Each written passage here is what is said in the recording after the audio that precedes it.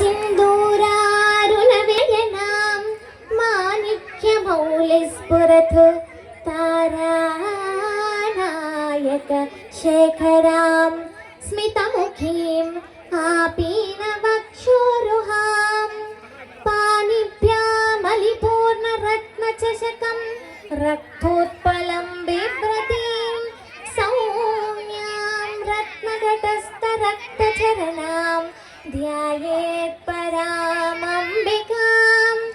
अरुणां करुणातरङ्गिताक्षीं धृतपाशाङ्कुश पुष्पबाणचापाम्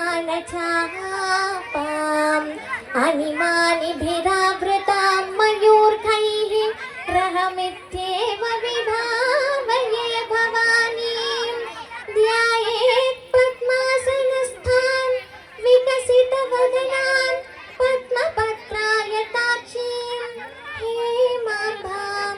पीतवस्त्रान् करकलितलसद्येव पद्माम्बराङ्गीं सर्वालङ्कारयुक्तां सततमभयदां भक्तनाम्रां Bhavani श्रीविद्यां शान्तमूर्तिं सकलसुरनुतां सर्वसम्पत्प्रदात्रीं सकुङ्कुमविलेपनां मलिकचुम्बिकस्तूरिकां समन्दहसितेक्षणां सशरचापपाशाङ्कुशाम् अशेषजनमोहिनीम् अरुणमाल्यभूषाम्बरां Japa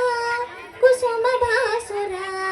जपविदौ स्मरेदम्बिका।